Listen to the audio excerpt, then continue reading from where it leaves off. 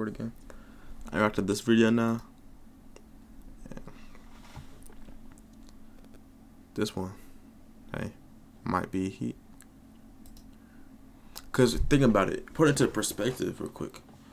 How long will Phineas' prison sentence be? They caused a bunch of damage, property damage. Now, because Agent P is under the guardianship of Phineas and Ferb, is he also under that umbrella of liability? If so, that's even more damage to be taken care of and taken into account. This is Phineas jaywalking. I wonder if oil-based paint is combustible. He just got a fine of $100. And this is a literal bomb Phineas created to blow up the whole city. Just kidding. It was actually Dr. Doofenshmirtz. But Phineas is still heading straight to jail for all the deranged, illegal stuff he's gotten up to on his summer vacation. Remember when Candace had that horrendous allergic reaction to wild parsnips and then belted out this iconic banger? Evil! They're making me feel like my head's in a hydraulic press. Evil! Everybody! E-V-I-L! B-O-I-S! B-O-I-S! That's right, those boys are! Isn't that Serving the Peace? She was spitting facts, though. I mean, Phineas really did get up to pure evil, and this is just one damning example. Lemonade stand. We liked your idea so much, we decided to go for it. And it's turning out to be a big hit. Hit me again! Opening a lemonade stand without a permit. This boy is the spot of Satan. A lemonade stand is considered a real business, so assuming Phineas didn't have a license to set one up, a Karen could call the cops and get the lawbreaker fined $100. His business would obviously get shut down too, but there would be no jail time for a crime as petty as this. Did you know it's illegal to go to space without the government's permission? Your only options are to train as an astronaut for years, be Katy Perry, or just go there illegally like Phineas has done on 4 separate occasions. In the pilot episode, his roller coaster goes totally rogue and ends up in space for a few seconds.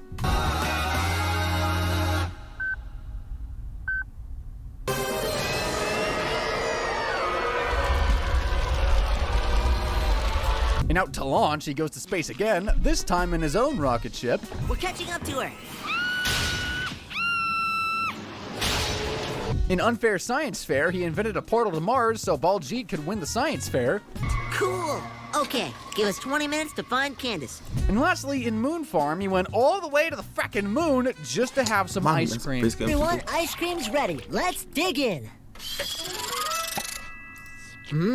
Presuming he doesn't have a license for space travel, leaving the Earth 4 times without the government's permission was very much illegal. Unlicensed space travel doesn't lead to jail time, however, the fines are out of this world. And just one charge could lead to a fine as high as $120 million. But Phineas went to space 4 times. Let's quadruple the fine. $480 million. Now that's the kind of busting Candace. I mean, I feel like if you can afford to make a travel to space, you can afford to pay the fine. Really happy to see. At least in Barry the increments. platypus leads a double life as a semi-aquatic egg-laying mammal of action, but back home he's just Phineas and Ferb's pet platypus who don't really do much. Well, he's a platypus. And an illegal one, might I add. Yeah, bad news for anyone dreaming of owning their own Perry one day. It's actually illegal to own a pet platypus in every country on Earth. If the authorities found out about Perry, he'd be taken Is away. it his fault though? Because they were sold to him. They didn't just steal it, they sold it. And, like, worst case scenario, they might actually just put him down. That is so dark. That is so dark. I was not ready to read that sentence. Anyway, as for Phineas, he's going to be serving 6 whole months in jail for violating illegal pet laws, also fined 10 grand. But he could technically get away with everything by simply turning his backyard into a zoo and getting an exotic animal permit. Anyway, putting a shirt on with a head shaped like a Dorito must be a big hassle for Phineas, but that's nothing compared to him literally pissing off the whole of Danville in the episode The Magnificent Few. Phineas and Ferb are riding ponies at Clem's Carnival, and Isabella has just gotten her milking badge. No one cares. A swarm of termites appears. Sorry, that was so rude. A swarm of termites appears and chases Candace to the barn. Now she's getting chased by a stampede of cows headed straight for town. Oh my gosh! Stacy! Phineas. Hey, Candace. Hey, Phineas. Phineas? Phineas! Stacy, I gotta go. Why does Candace always yell at Phineas when Ferb is equally involved? He doesn't say much, so I guess his existence is a little less annoying to her. The brothers and Isabella chase the cows to the other side of town via the subway and then straight through a busy mall.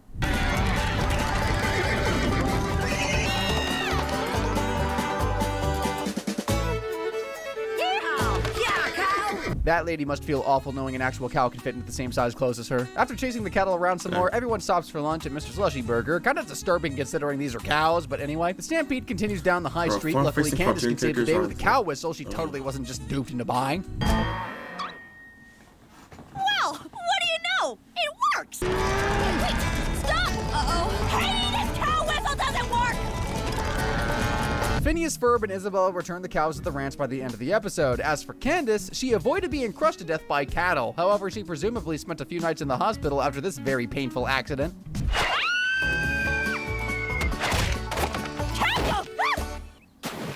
That would never happen to anybody but her, though. Like, what did this poor girl do to get cursed with such bad luck? But speaking of bad luck, Phineas could be looking at 6 months in jail and $1,000 in fines for the crime of creating a public nuisance. Any behavior that interferes with public safety, comfort, or convenience falls under this offense. Driving a herd of cattle through town and even into a mall definitely would have endangered and pissed off a bunch of people, but the mere sight of Isabella's adorable pony definitely made a few people's days. Those X-ray glasses Phineas and Ferb invented in No More Bunny Business were super cool. It sucks that Phineas used them to be a little creep, though. After camping out in the mailbox only to receive fake X-ray glasses, Phineas and Ferb build real ones and use the glasses to perform lots of cool deeds like finding Mrs. Garcia Shapiro's wedding ring and rescuing children from a bouncy house ball pit. But it doesn't take long before Phineas steps into illegal territory. But that don't bother me, 'cause either way. Spying on people in the comfort of their own homes would be considered a gross invasion of privacy, and this creep would be headed straight to jail for 1 year and fined $2,500. Those X-ray glasses would definitely be useful for helping him plenty. Bro, speaking of what deserves show time, bro, I'm gonna rant real quick. Wingstop, count show days, bro. I got DoorDash from Wingstop. I wanted some, this is how I got the saying too. Yeah. I wanted to seem ghetto, but like, that's why I saying here, by the way. Cause I dropped it on accident. But, dog, I ordered Wingstop, right? I said I wanted some ranch. I opened the bag. I got 6 honey mustards. Who ordered 6 honey mustards, bro? You could have like looked at the actual order, be like, "Oh, he wants ranch. I'm gonna give him ranch." Nah, you looked at it like, you know what? He has some honey mustard. It could have been a good honest mistake. I don't care. I don't care. The first thing I did, I went on DoorDash. I said, "Hey, I ain't got my ranch, bro." So they gave me a credit, and now I'm okay with it now. But like in the moment, I was finna wreak havoc.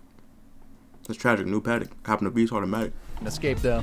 It took Howard Carter 5 grueling years to locate the tomb of King Tut. It took Phineas and Ferb 1 bathroom break to find their own mummy, but to be fair, they were only looking at a movie theater.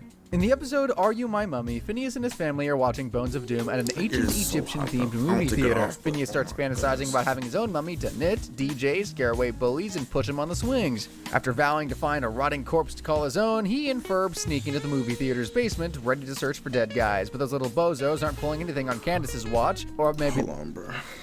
My kid is so hot for no reason.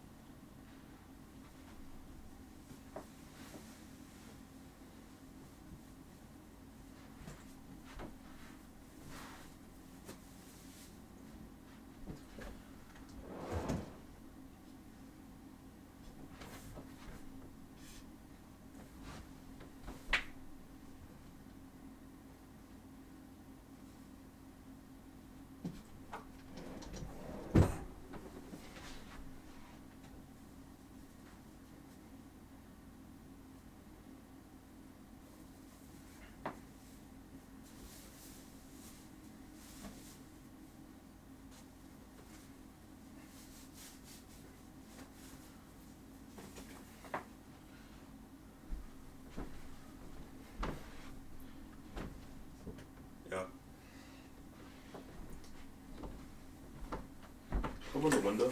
Or is it too bright? It's gonna be too bright. I'll go back here, yeah. But, hold on. Hold on, talk to him, nigga. Talk to a nigga. Hold on.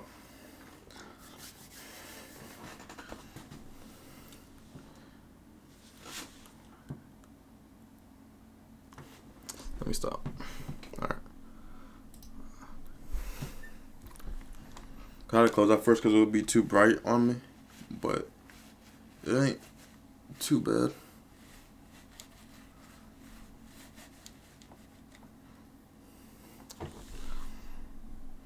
Maybe they are.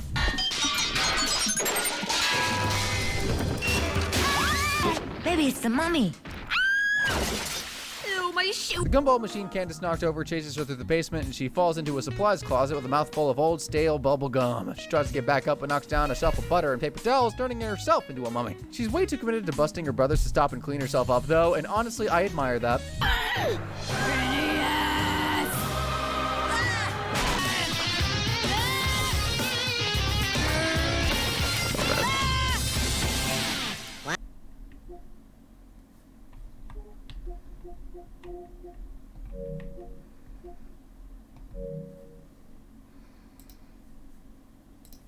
Wow, I didn't expect him to be so scary. Makes me shudder. Phineas and Ferb capture Candace in a sarcophagus, and suddenly the basement floods with water, and the three of them and Perry ride the greatest log flume ride ever. Hey, where's our mummy? Mummy? Where's our mummy? Well, Mummy has supper waiting for us at home. Candace, why are you all wet?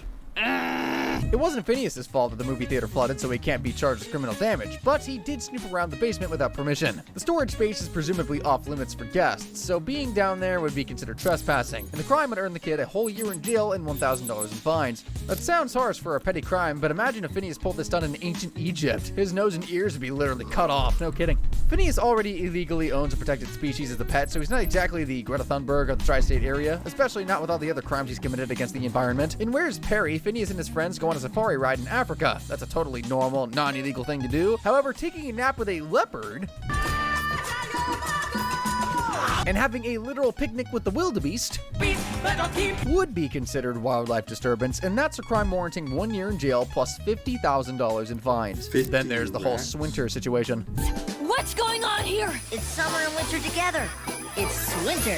There's sleigh bells all around, but the sun's beating down. Building his own ski resort to stay cool in the summer is an awesomer alternative to AC, but messing with the Earth's natural seasons would be considered illegal geoengineering, and that's a fancy word for manipulating the weather, and the crime would earn Phineas another 5 years in prison and $25,000 in fines. Well, that's half of Phineas Flynn's crimes down. Let's see how his sentence is doing. 9 years and $480,089,700 in fines. Those fines are horrific, but the jail time ain't No, but too. so the fact that like crimes like this have like a sentence to them is kind of cool. You know, like who would have known that illegal geoengineering was even like a real crime you could commit? Too bad, but we're only halfway through the busting process, guys, and knowing how literally nothing is impossible for Phineas, these next crimes are going to be a million times more crazy. So Phineas and his bro Ferb have built a teleporter and an animal translator, but their most impressive invention to date has got to be that time machine. In It's About Time, Phineas and his family are visiting the museum. The brothers stumble upon an exhibit featuring an old time machine that a 19th century scientist could never get to work. That guy probably spent his whole life trying to figure it out, but these two kids just need a toolbox in 5 minutes. Well, it's working now. What? Take me home, take me home, take me home, take me home, take me home, take me home! This could be a problem. You know stuff got serious when Ferb feels the need to say something. Having seen Candace's freakishly long neck and probably assumed she was an ornithomimus, the T-Rex chases his next meal. The boys rescue her on their scooter. Phineas then writes a message asking for help on the dinosaur's paw print. This note appears on the fossil in the museum. The Fireside Girls read it and rebuild the time machine. But turns out they weren't as smart as we all thought they were, because they literally built a machine that only works if it's plugged in. Supposed to find electricity in Dinosaur Land! Yeah! The time machine belonged to the museum, so taking it without permission is technically theft, and the penalty is 3 years in jail plus a $5,000 fine. Taking apart the exhibit in the first place would also be considered vandalism, and the crime would add another 3 years and $50,000 to Phineas' sentence. Which is super unfair if you ask me. Like the dude literally just invented time travel. He should be getting the Nobel Peace Prize, not find all his college fund. Not that he needs a college anyway. I mentioned mayhem a lot on this channel. You probably know by now that it's the crime of disfiguring, disabling, dismembering, or otherwise mutilating another person. Anyway, now it's time to cover the dumbest case of it ever. In the episode Doofapus, Phineas and Ferb invent the state-of-the-matter transfer device that can turn any solid into liquid. Now they can enjoy smoothies with weird and unusual flavors like chicken, a romantic dinner for two, and a mentally unstable teenage girl shaped like an AirPod.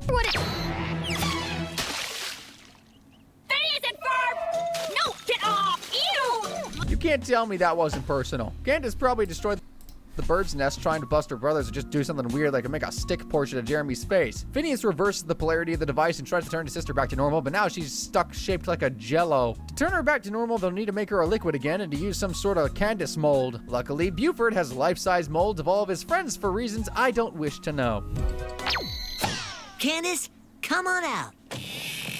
I'm me! Glorious me! You did it! Oh, bust. The state of the matter transfer device disappeared, so Phineas never got busted in the show. However, if Candace's insane story about being turned into an orange smoothie was actually believed by the cops, her little bro could be facing charges of mayhem. While it was Candace's own stupid curiosity that got her smoothie-fied, Phineas would still be liable for what happened because he neglectfully left his highly dangerous machine sitting alone in the backyard for anyone to come across. He'd be heading to jail for 8 years and fined 10 grand for this crime, but I guess the more likely scenario is that Candace gets deemed insane and put in a mental institution, probably by her own mom. You guys heard the wild conspiracy theory that Phineas and Ferb don't actually exist? Yeah, according to some fans, Candace became so traumatized by the deaths of her little brothers that she developed schizophrenia and now hallucinates them doing insane stuff every day, like carving her face into Mount Rushmore.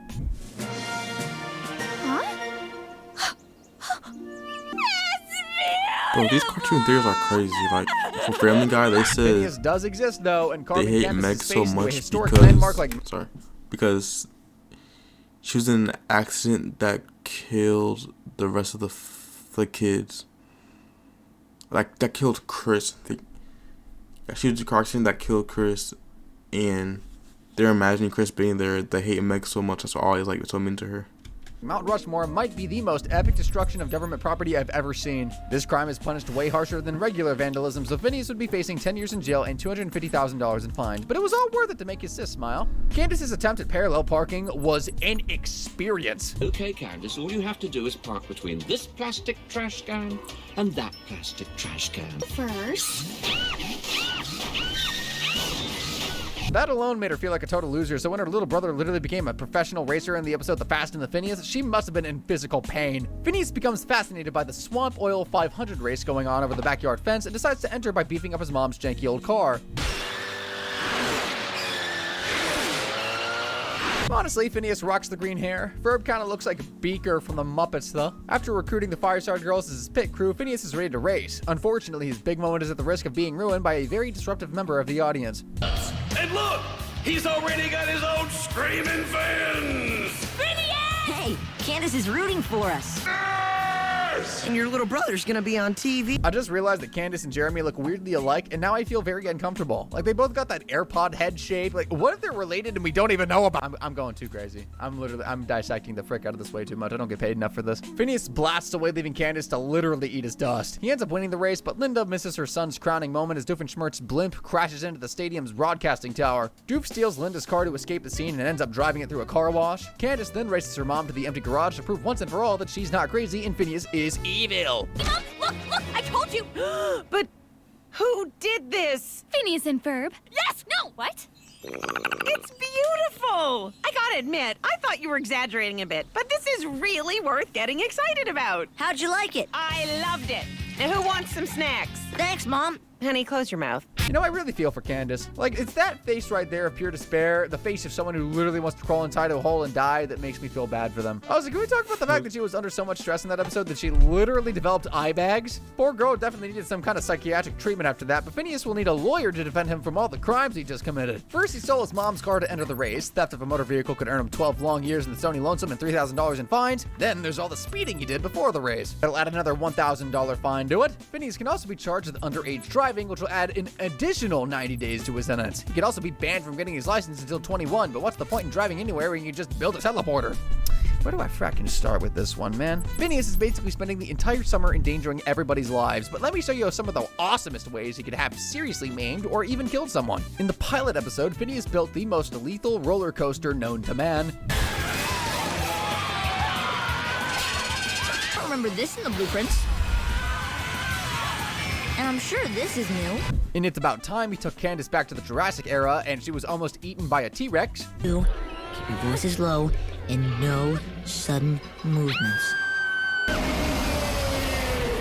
In Tree to Get Ready, he thought building 50-foot tall fighting treehouse robots was a fantastic idea. I'm taking you down. Lastly, in Bolorama drama, Phineas created a giant bowling ball and put pedestrians at serious risk of being crushed by allowing Candace, of all people, to drive it. Ooh, that's gotta hurt. Oh no! So where does this lead?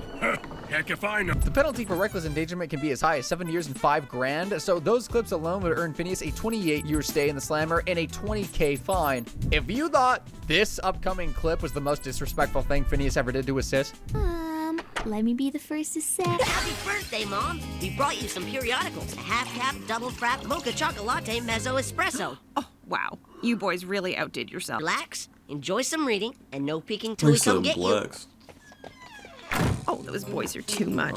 oh boy, let me remind you of the episode Journey to the Center of Candace. It is a lovely summer day, but instead of riding bikes or playing baseball like normal kids, Phineas and Ferb literally shrink themselves down into a submarine and hide in a grilled cheese. Pinky's supposed to eat the sandwich so the boys can retrieve Isabella's sash. However, Candace decides to have a little snack before her date with Jeremy. This is good. It worked. Pinky's chewing. Jeremy's here! Wow, Pinky's neck is really long. Excuse me. After spotting cereal and the tacos they had for dinner last night, Phineas and Ferb How do come you to got the a half disturbing... eaten taco? No, that's a full taco in your stomach, bruh. And the tacos they had for dinner last I night. understand for like the show purposes, they gotta show like the people know what it is, but having a full taco in your stomach without even chewing it is. Phineas and Ferb come to the disturbing realization that they are in their own sister's digestive system. Accepting that they are frackin' screwed, the boys pause for a moment in awkward silence. Then they call Candace and break the news to her. How do they even get a signal from in there? Desperate to find an escape route that doesn't involve a toilet bowl, Phineas hacks Candace's nervous system to force her to throw up. We have to help Isabella. So, arms and legs. Candace, are you okay?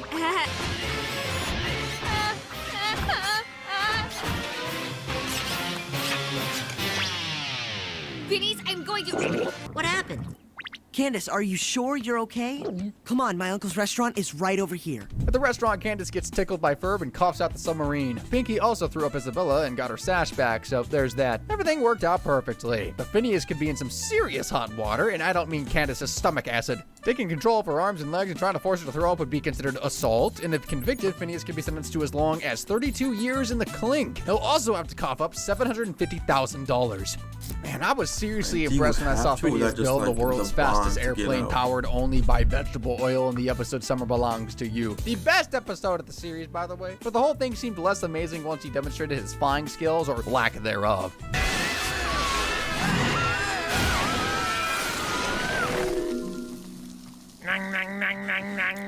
Fortunately, Balls used Taco let the kids borrow a giant rubber ball so they could continue flying, or should I say, bouncing around the world. Real quick. Real quick. Okay.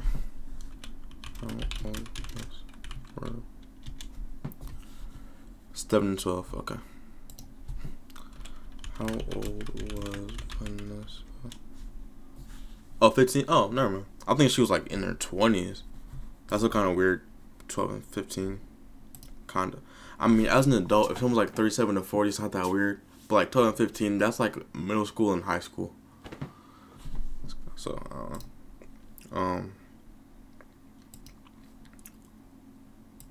yeah.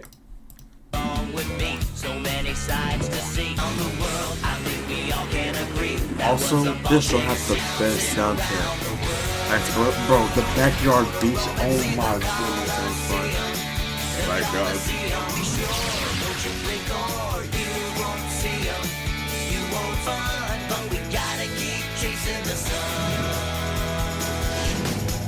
Assuming the plane bounced into every country outside the U.S., Phineas could be facing 194 counts of airspace violations. That basically means flying a plane into a country without getting permission from air traffic control. He's also clearly guilty of piloting without a license because, I mean, he's like frackin' 10 or something. All those charges would earn Phineas 197 years in the clink, plus a colossal $42,680,000 fine. Violations. Wow, violating airspace really violates your bank account.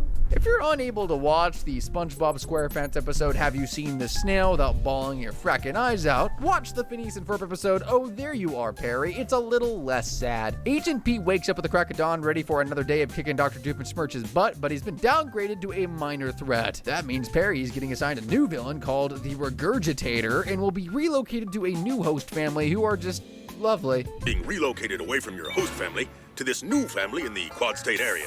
Bad news is the relocation, and the good news is the new villain thing, right? Just make sure you take your belongings from the house when you leave. Perry packs up his stuff and leaves with a broken heart. Phineas and Ferb become devastated by the loss of their beloved pet and literally capture every single platypus in town to try and find him. Sadly, none of them are Perry. Perry, this little guy's eyes are too close together and his beak is orange. Perry's is more of a tangerine. Too cartoony. Whoa, that one smells like meatloaf. Imagine if they're all secret agents, though. It'd be like an entire army of Agent Ps. Phineas suddenly remembers how much Perry loves music, so he climbs to the top of a building with all of his friends and blasts out the song Come Home, Perry to everyone in town. Perry, you know you are a boy's best friend. You're more than just a passing trend. Perry, So peak, bro. Perry, you're extraordinary.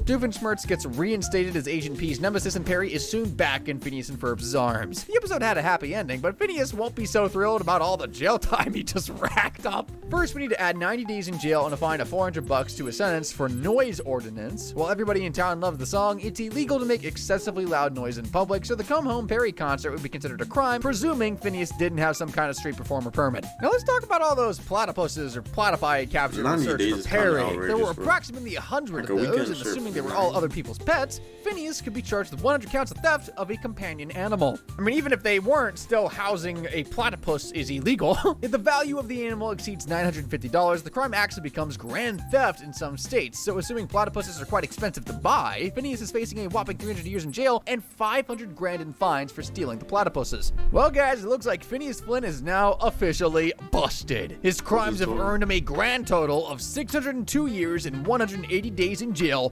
plus a staggering fine of $524,359,100. Justice has been served. But how does Phineas' sentence compare to other villains, huh? Click the screen to find out.